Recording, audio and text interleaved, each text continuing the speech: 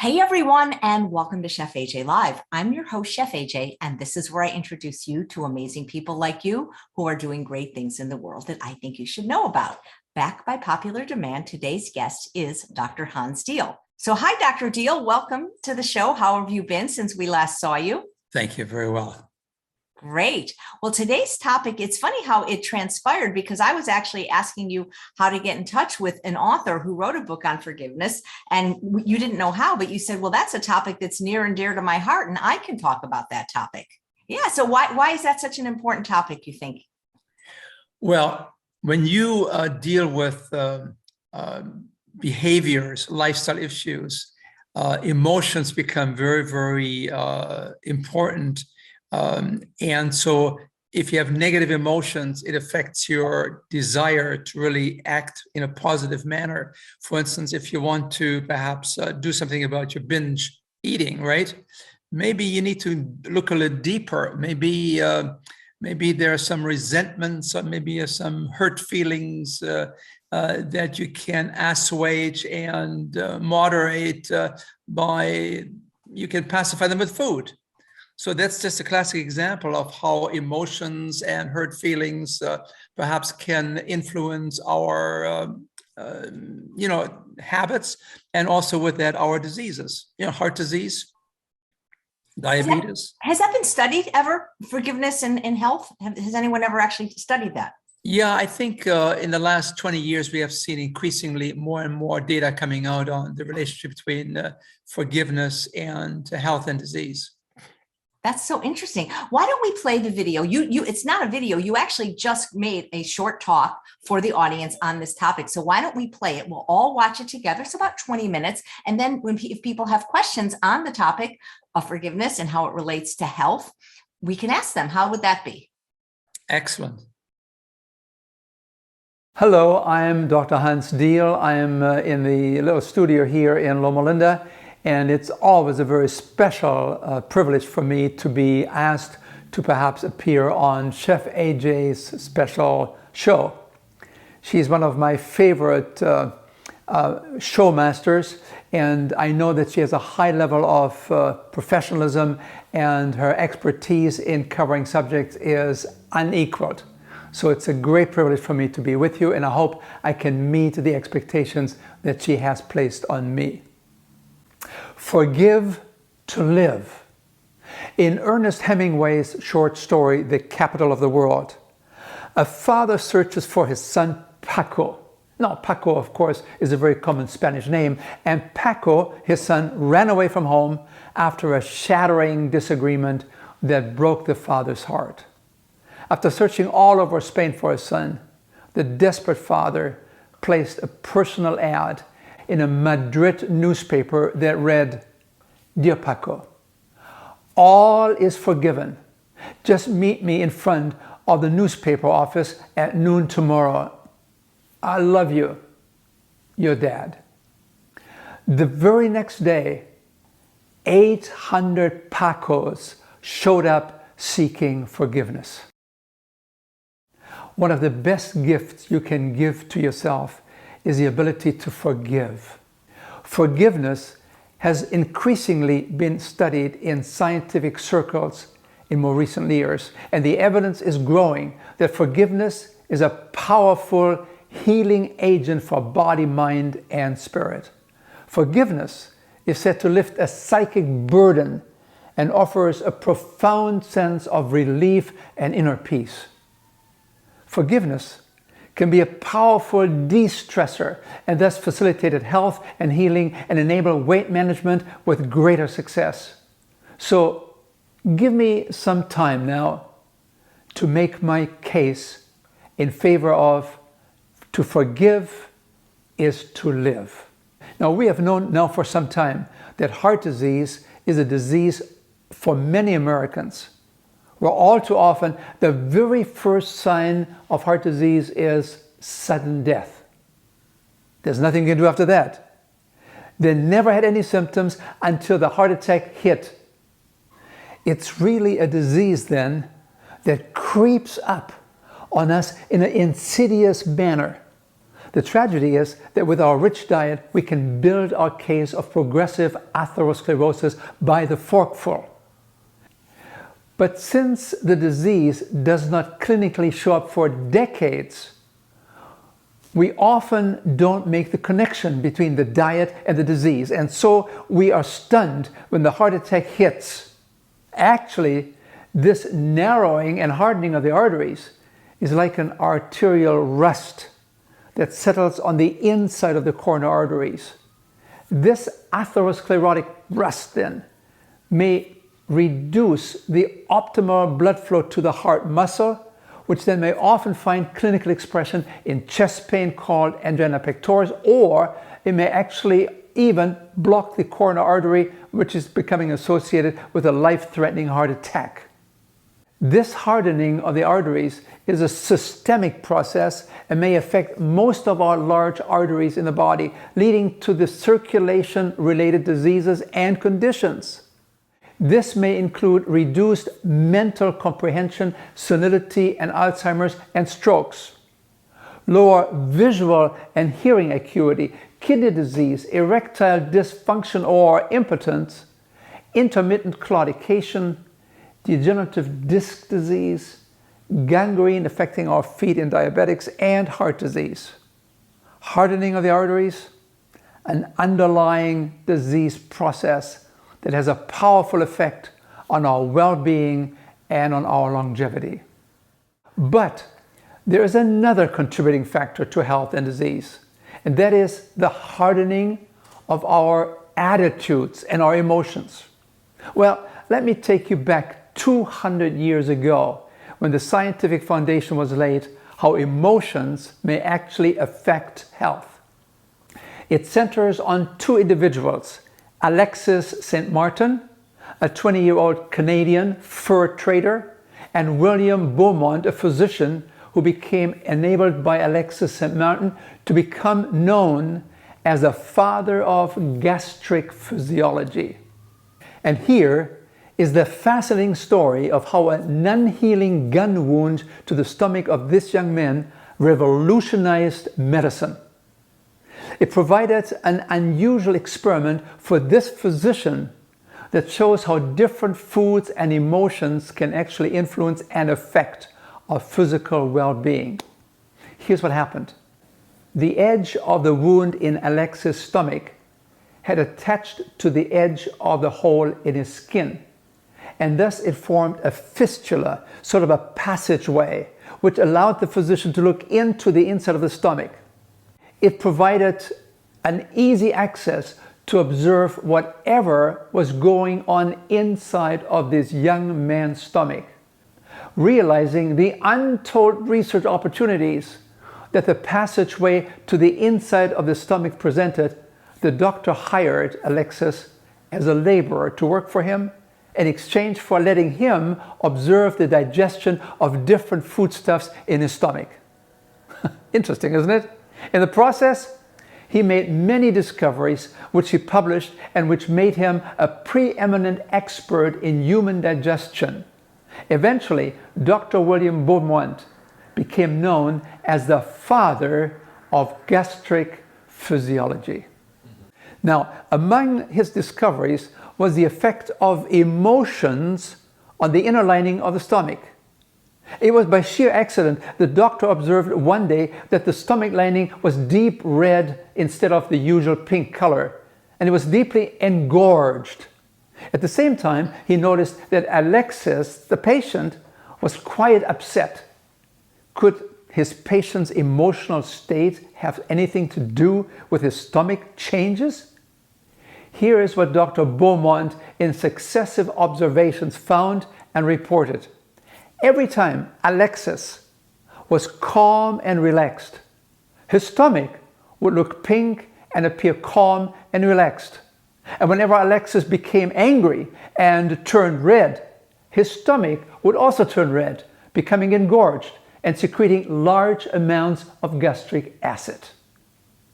Now, since those early observations, we now know that some people may respond to harbored and long-held emotions with asthma, migraine, ulcers, angina, and heart attacks, and even cancer.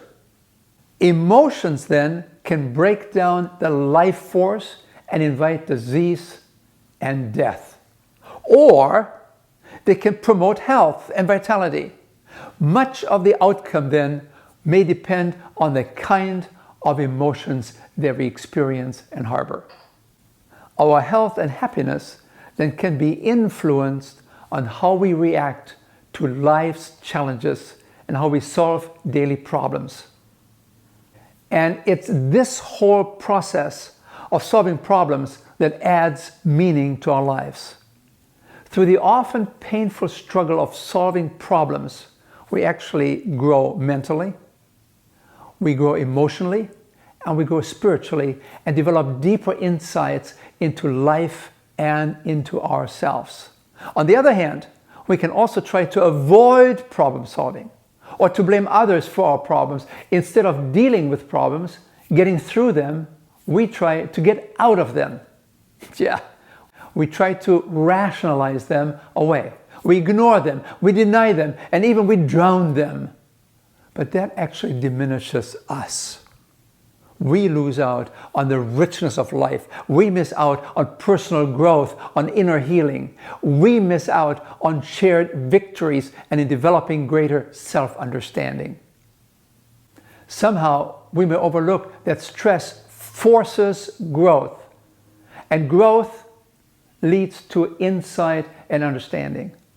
So let me share with you a little story. It goes back. Once upon a time, there was a man who found a monarch butterfly cocoon. With great anticipation, he took it home to observe. And when the day came for the butterfly to emerge, it struggled for hours to escape through a tiny opening in the cocoon. At one point, it seemed to get stuck. So the man took scissors to the cocoon to help the butterfly escape, which he did with great ease. But for some reason, the butterfly had a swollen body and small shriveled up wings that even hours later never opened in a display of glory. It seemed doomed to drag its deformity about and never fly. Why? Well, the constricting cocoon and the struggle necessary to pass through the tiny opening was nature's natural way of forcing fluid from the body into the wings. Sometimes, you see, life struggles are exactly what we need to spread our wings. Without the challenges and hardships of life, we would possibly remain spineless worms like the caterpillar in a cocoon. So it's the flexing of our muscles against the walls of difficulty that make us stronger and more self-reliant. Now here's another point. I believe that what happens to us is not as important as we perceive and relate to it. Let me tell you a story. The story is told of a high society woman. She frequented regularly one of those high, fancy New York hotels, the Astoria. For years, she had reserved the penthouse suite as a private haven where she could renew and recharge her batteries in total anonymity. Now, after a couple of unfortunate incidents, the hotel management soon learned that this fancy lady expected absolute, uninterrupted quiet. She wanted to have total anonymity. Well, another visit interruption happened again. And in a fury, she phoned the front desk. Listen, I paid for rest and relaxation, not for this ear-shattering noise next door. Oh, she was upset. Now, it was late at night, and the general manager had already gone home. In a dither, the desk clerk called him at home. Help! Mrs. So-and-so is here, and we have made a terrible mistake again. The general manager left his home and rushed to the hotel and discovered that the guest who was registered next door to Mrs. So-and-so had had a 9-foot concert grand piano delivered that morning. I mean, you get the picture? So did the manager. He rushed up to the penthouse suite of Mrs. So-and-so and was greeted by an outburst of verbal abuse. She was obviously very upset, and for good reason. The general manager fell all over himself with apologies. Oh, we are very, very, very sorry. We have made a terrible mistake. We have made a terrible blunder, and we will, of course, refund everything to you. In addition, we will give you an extra week pro bono. Oh, I'm personally mortified about putting Mr. Arthur Rubinstein next door to you. Whom did you say? Arthur Rubinstein. You know the... yes, oh no! Needless to say, the next morning, that fancy high society lady ended up sitting at the master's feet for hours, listening to his disruptive noise. Yeah. Same piano, same man, same rooms, same woman, but different attitude. We understand now better that what happens to us is not as important as we perceive and relate to it. Experiencing life and coping with life will make us either bitter or better. The difference is just one letter, the letter I. If we are mostly concerned about our rights, about our entitlements, then the doors are wide open for disappointment, for hurt, for resentment, for holding grudges, bitterness, anger, hatred, fear, and guilt. These are self-destructive emotions that are foremost in depleting our emotional energies. And these are the very blockages which stunt the life-giving streams of human interaction and cause our spirit to shrivel and harden. You may call it a spiritual atherosclerosis, a hardening of the spiritual arteries, a hardening of the attitudes. Now, let me give you an example of how these emotions can destroy us. A patient came to see me ostensibly about her depression and her binge eating. She was a nurse. She was a slender person most of her time, but she had piled on an extra 125 pounds over the last 10 years. However, only within 10 minutes into our diet-related interview, she exploded. He did this to me, and this tramp caused it all. She did this to me. She ruined my life. She too is a nurse. She had this affair with my husband. When I asked her, when did she have that affair with your husband? 13 years ago. Now you see, her hurt, her resentment and pain were so deep that she had become totally obsessed with that other woman. She had her tracked. She even knew her weight. She resented her for what she had done to her more than a decade ago. She hated her. She resented her. Bitterness and anger and hatred, the instinctive means of revenge, all this created an emotional focus toward that person. It dominated her thoughts, her emotions. It dominated her decisions, all contributing to her severe depression and for her huge vulnerability to binge eating and its obvious consequences. And did this help her to restore her marital relationship? No. If anything, it distracted her from developing herself. It was a classic poor me story, feeling sorry for herself and pacifying herself with binge eating. Instead of processing the pain, finding a new level of balance and harmony in her life, she slipped deeper and deeper into her depression. She felt lower and lower into her self-esteem, and her weight kept climbing and climbing and climbing. But the tipping point came. After several sessions, when it finally hit her, that woman, the moment I started to hate that woman, I now begin to understand I became her slave. I could no longer enjoy my work because she controlled my thoughts. I became fatigued. The work I once enjoyed became drudgery. Even vacations ceased to be joy. And then she summarized her insight exceptionally well when she said to me, you know, I now understand. That woman, she had a tyrannical grasp on my mind. Instead of developing myself, processing my pain, and focusing on my life, I became her slave. What a tragic waste. What she needed to do was to turn her anger, her bitterness, and resentment into forgiveness. Forgiveness, to clear the record and to find freedom and release from the burdens that she carried. Research now has clearly shown the physical and emotional benefits of forgiveness. People who learn how to forgive feel less angry, less depressed, less anxious and stressed, and they become happier and self-confident people. At the same time, grudge holders who relived in their minds a hurtful experience and managed forgiving, these people had significantly lower blood pressure, were more capable of losing unwanted pounds, and experienced lower heart rates. It was forgiveness that helped them to remove emotional obstacles to health and to healing.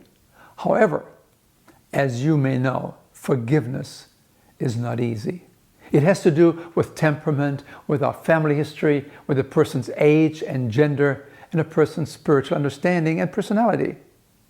Until we see that the offense may have actually been a benefit and blessing in disguise, namely forcing personal growth, insight, and self-understanding and sensitivity, and above all, a new sense of freedom, we remain in our prisons of destructive emotions. Well, let me close with a special story, one of my favorite stories, the story of Mrs. Hannah. Oh, she resented the verdict when the judge announced the sentence, lifetime in prison. Why should he live when her daughter, her only child, had to be dead? She threw darts at his picture she had on her basement wall. She hated him, pure hatred. And yet she was totally unaware that she herself was becoming imprisoned in her own prison of hate. And then one day, the Gideon man came, the man from the Gideon Bible Society that's involved in prison ministry, and he asked her if she would address a Bible that would be delivered and presented to the imprisoned killer of her daughter. Oh, she was outraged. How dare you come to me with this request? No, I cannot do it. No, I cannot do this. No, it's impossible. I cannot forgive him. And then the Gideon, with a softer and almost apologetic voice, and with great sincerity, asked Mrs. Hannah, but how can God forgive us unless we can forgive others? He left her presence, he left the house, and left behind a very tense situation. Now, over the following weeks, Mrs. Hannah's conviction grew that the minister had been right at the gravesite service when he said it was meant for evil, but good may come from it. When she prayed for forgiveness for her own feelings of hate, she finally found release. And then she made that courageous phone call. She called the Gideon. Hello, this is Mrs. Hannah, the one who was outraged when you visited her last time. Would you please come and bring me that special Bible? I think I'm ready to sign it now. It didn't take long, and the Gideon showed up at her house, and he presented the Bible for her to sign. And she, with a trembling hand, before signing her name, wrote, "Mrs. Hannah loves you." When the murderer received that Bible and saw the handwriting and the note, "Mrs. Hannah loves you," he broke down. Never had he been told that someone loved him. Never, ever. It made such an impression on him that he eventually became a born-again Christian. He took the chaplaincy course in prison, became a chaplain to his fellow convicts, and recognized that love had changed his life, and now love he could share with others. But the love note in that Bible also changed Mrs. Hannah. The old, embittered Mrs. Hannah had died, and the new Mrs. Hannah had emerged. Why? Because she discovered peace and freedom through forgiveness and acceptance. Well, it has been a journey for me to delve into the aspect of the importance, the significant importance of forgiveness in lifting burdens from our souls. And I'm so grateful to Chef AJ for having confidence in me to try to approach this subject in a manner that will hopefully become an inspiration to all of us to learn that to forgive is to truly live. I'm Dr. Hans Diehl, and my blessings to all of you. Well, that was wonderful, Dr. Diehl. What really is forgiveness, in your opinion? Well, forgiveness is recognizing that it is not directed towards taking care of a problem that the other person has, but it is directed towards ourselves. We are hurting ourselves by sensing the resentments that we have towards the other person, what they have done to us, an action, a deed. You know, these are kind of things that create deep emotional hurts in our system. And forgiveness then means to release the negative feelings that we harbor towards the other person, what they've done to us. It gives us freedom to become ourselves again. Why do you think it's so hard for people to forgive? Well, that's a very complicated question, actually. Much of that depends on the upbringing. Much of it depends on their age. Older people have an easier time to forgive than younger people. It has to do with gender. Men have a more difficult time to extend forgiveness to others than women. So it also depends on the spiritual orientation that we have in life. All of these things play a role here. I think it's so difficult because we feel hurt and we want to get even with the other person, and we don't realize that we are ourselves putting ourselves in a prison of negative emotions. Does forgiving mean we will no longer remember what happened? I mean, can you really forgive and forget? I hope you don't forget, because if you forget, you may open up the doors for repeat insults. So I think the idea, however, to forgive and forget is rooted in the idea that we are reframing the pain that we have experienced. We reframe it, and we begin to try to make a decision that we will not become imprisoned by our own feelings towards the other person. That's considered to be decisional forgiveness. You make a decision, it's a conscious decision, it's done. But there's another way of forgiving, and that is called emotional forgiveness.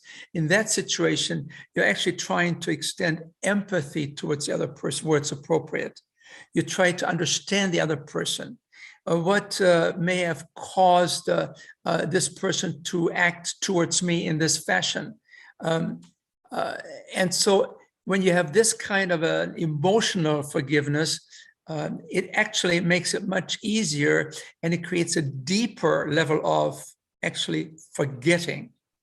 It's not that you totally forget, but you do no longer focus on what happened to you over and over and over again, but you begin to realize there are some reasons perhaps why it happened. I need to let this thing go for my own personal health's sake. And so in due time, the memory begins to fade. It may come back, it fades, it comes back, but it becomes less and less destructive to you. And so I think there's a forgetting that takes place, that we reframe what has happened to us. And I think in due time, perhaps the memory will be totally gone of what happened to us. But in general, we have to recognize that just because you forgive does not create an instant amnesia where everything's blanked out. No, that could be dangerous, because then you open up the door for re-victimization, right? And this person actually may feel, well, it's no problem. I can do it again and again. And you find this quite often when it comes to rape situations, when it comes to physical abuse, when it comes to emotional abuse, these kind of things. So I think this idea, once you forgive, you forget, that's a process. And this is not something that happens just like this. It's a process that it will take time, and it will also take some skill to develop over time. So Michelle, who's watching live, says, I've heard of forgiveness even helping people battle cancer. Yes, we now understand that negative emotions can actually set the stage for the body's immune system to not be as capable to fight the emerging cancer in comparison to then having good emotions. So I think quite often we can track certain cancers to some traumatic experiences in a person's life some 10, 20 years earlier. Because as you know, cancer usually takes 10, 15, 20, 25 years to really become clinically observable, right? And palpable. So sometimes we don't look back and to begin to understand that maybe, some of that traumatic experience, that broken family relationship, that broken marriage, that infidelity in our marriage may have created such a turmoil that the body was less capable of fighting the emergence of the evolving cancer. Angie says, yes, let it go. Forgive and heal. Do not let what happened to you have a hold on you. Free yourself. It helps your body, mind, and soul. And then I saw another very nice comment from Dr. Gerald Woodruff, who says, Dr. Diehl is very clever and has the ability to communicate clearly to everyone at all levels. He is one of my favorites. And Randy says, the CHIP program was my introduction to my path to whole food plant-based and my path to Chef AJ. That's wonderful. Is it okay not to show somebody empathy if they did something bad to you? I believe that was the question. Yeah, it depends on your own what shall I say, level of growth. It depends on your own level of maturity. All of these things enter here in terms of how you make that decision. Okay. Like I said earlier, it takes time. It's a skill. It depends on your background. Quite often our deepest wounds actually stem from our broken relationship with our family members, with loved ones. And, sometimes people, they're still angry at their parents of what they've done to them. The parents may already been gone. And still we carry this anger, this resentment in our hearts. We're only hurting ourselves. Let it go. Okay. I think we have to recognize that, but when it comes to family situations, don't hang on to those negative emotions, because you just have to grow up. I mean, we have to just become mature. I mean, you cannot just carry this forever and have an excuse for not developing yourself. Jesse says, this man has a lot of wisdom and asks, why is it so difficult to extend forgiveness and empathy? We forget that we've also hurt others by our actions. True. Sometimes people ask me, I haven't done anything wrong.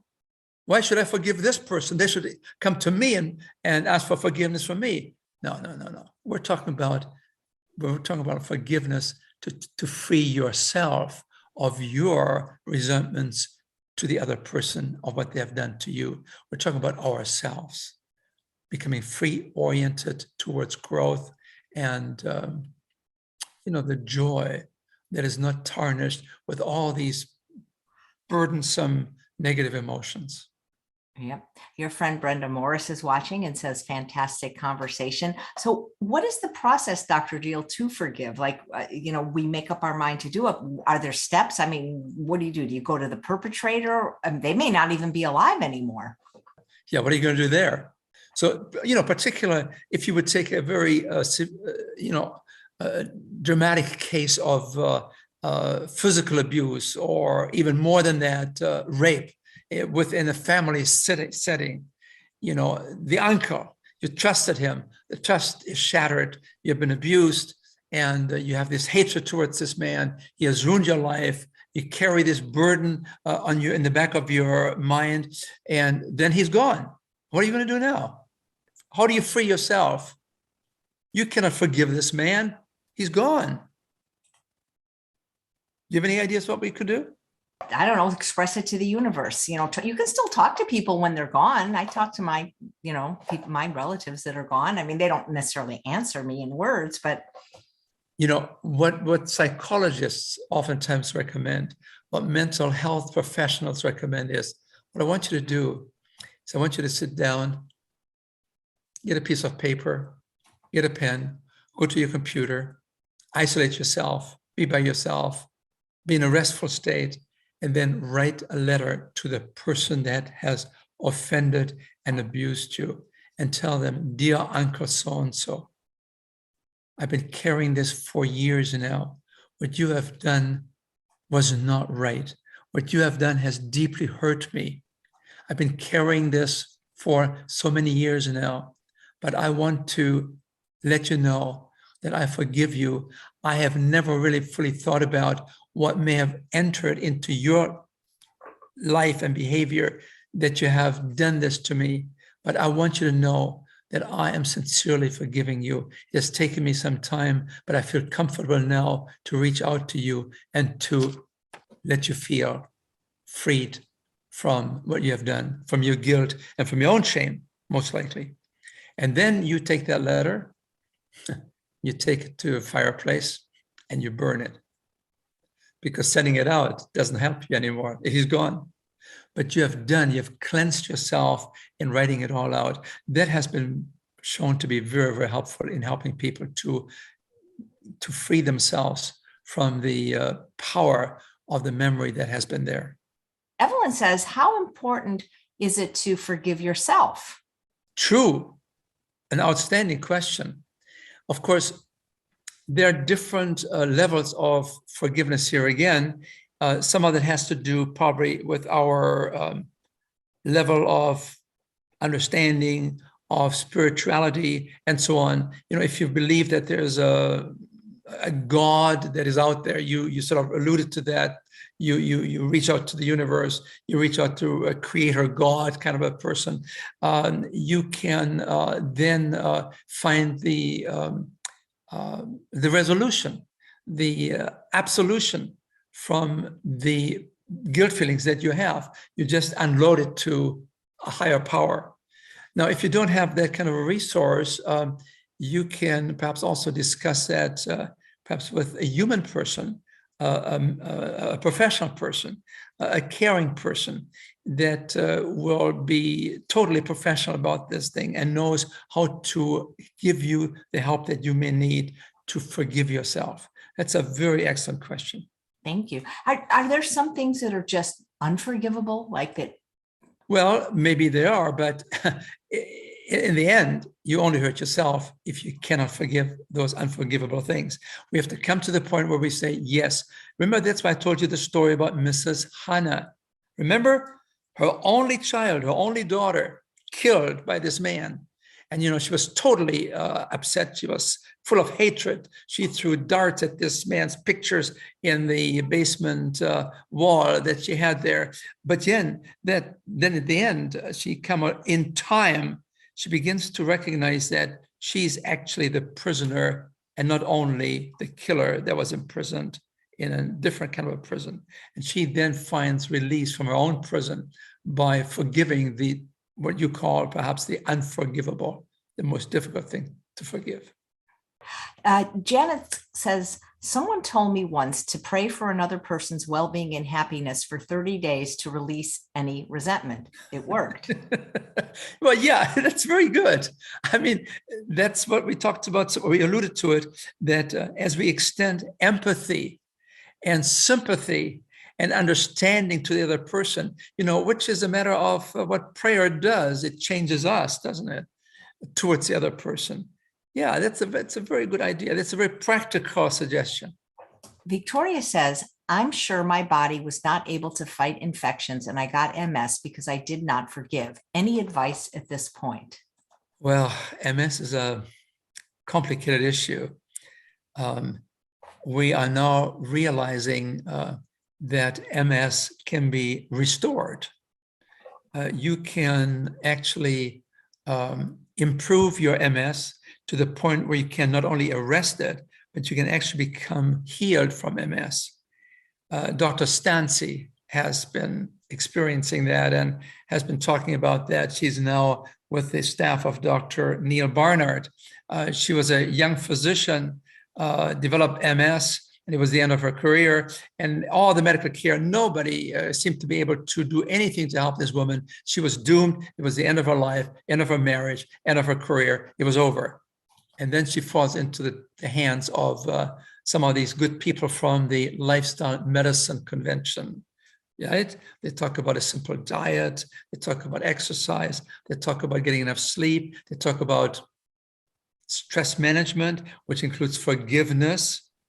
And it relieves and it lifts the psychic burden that this person apparently must have felt. And this lady physician now, she's perfectly functional. She is enjoying being a career as a physician, and she's enjoying helping other MS people to say, look, this is what happened to me. You have to make some lifestyle changes. And part of that has to do with the holistic concept, like this person is alluding to. Could it be possible that maybe if I can forgive myself, that this may perhaps also help in perhaps giving the body a chance to better heal itself of the MS?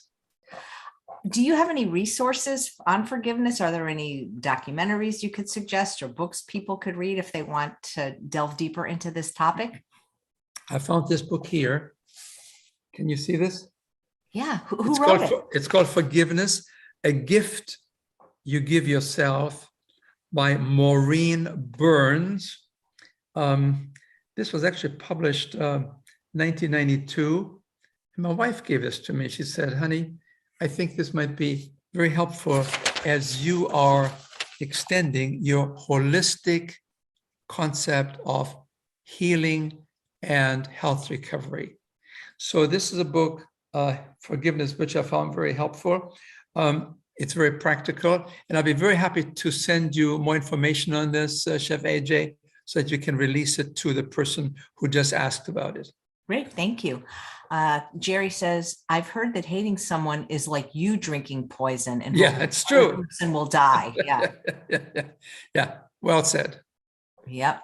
And she also says forgiveness is necessary for healing. And Michelle says to forgive is to truly live, which was the topic of the discussion today.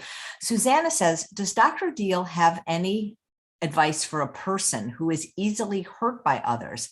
I feel like I'm walking through a minefield of emotions every day, worried that I'm going to hurt someone's feelings.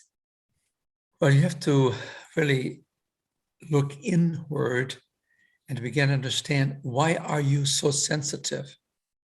Is that a matter of perhaps gaining more self-esteem so that you feel a bit more comfortable in asserting yourself without feeling guilty or feeling that you have hurt somebody's feelings? So we're actually talking here not just merely about a little personal irritations, petty irritations that come to us, and then we feel so sensitive and if we feel hurt about this. this is life. Life has those petty irritations.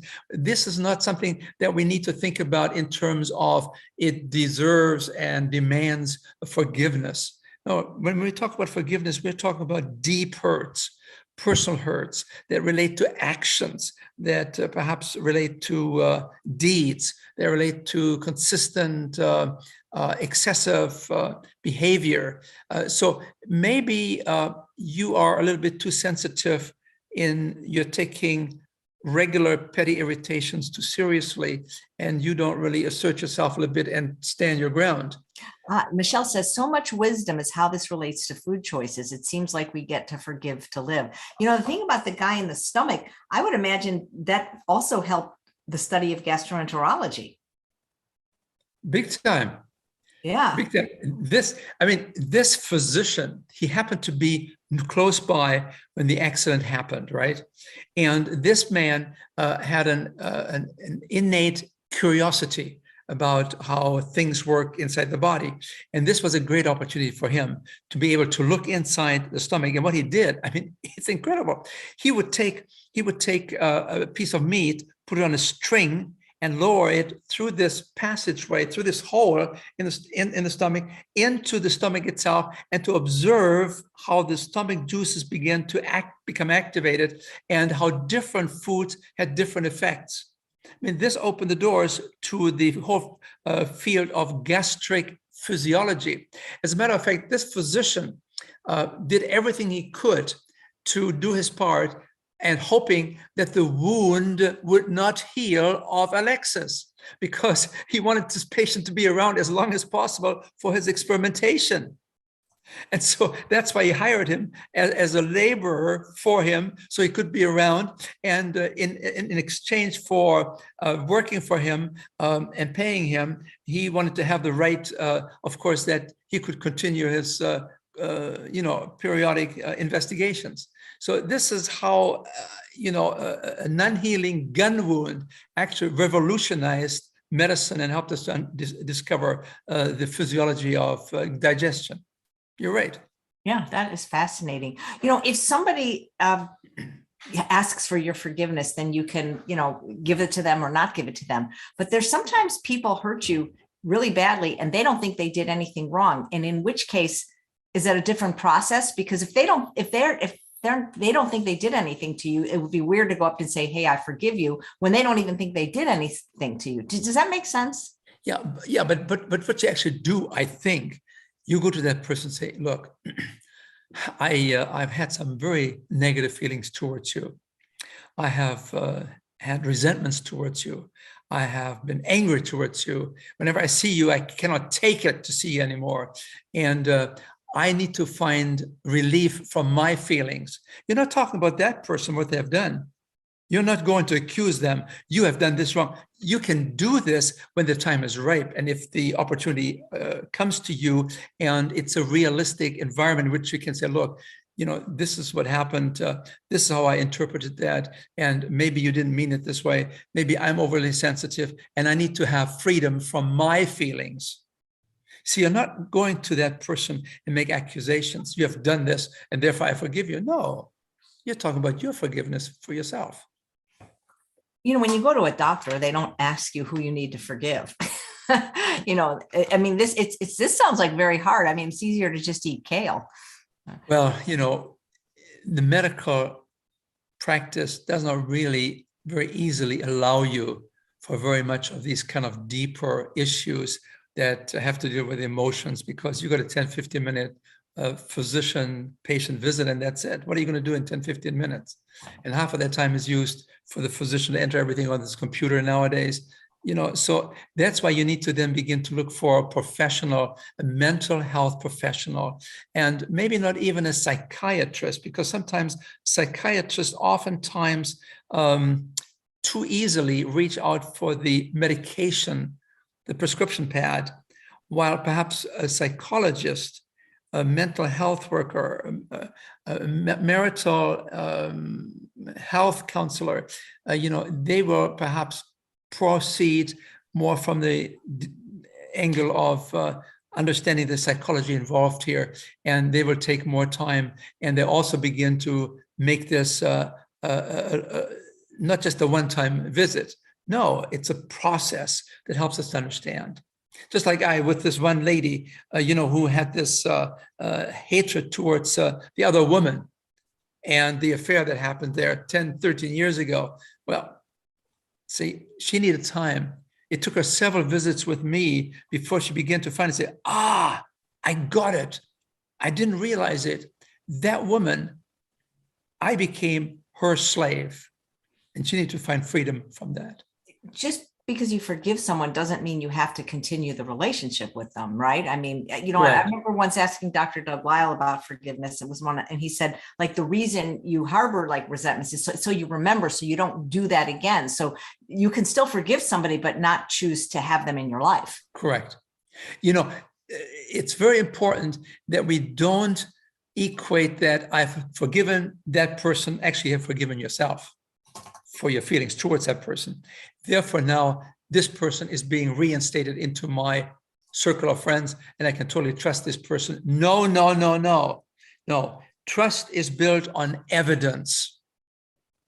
Trust is built on evidence. It takes time. You observe, and you gradually rebuild the relationship. These things don't happen overnight in most cases. Is this something that you're particularly interested in for a personal reason, if I may ask? Or well, I come from a Christian background, and so that perhaps in a way lends itself more easily towards dealing with these kind of topics, looking at it from different perspectives. Well, this was really wonderful, Dr. Diehl. Thank you so much. Thank you for having me. Anytime. We love to have you back, and we love when you talk about all the subjects. You've done one talk on heart disease, one on diabetes. And I should have said in the introduction, if people don't know who you are, you're of course well known for being the founder of the fabulous CHIP program, CHIP, which I think stands for Cute Hans is Perfect. Is that what Say that again. I want my wife to hear that. Cute Hans is Perfect, but actually it stands for the Complete Health Improvement Program. And many people watching today have taken that program, myself included. And Kay says, please invite him back. He's very good. Yes, very eloquent. Well, thank you very much. Thank you. We're all doing our part. And thank you for opening up the platform for making these kind of discussions available where all of us can learn. Yes, that's my pleasure. Yep. Cute Hans is Perfect. Thank you so much, Dr. Diehl. It was such a pleasure. And thanks all of you for watching another episode of Chef AJ Live.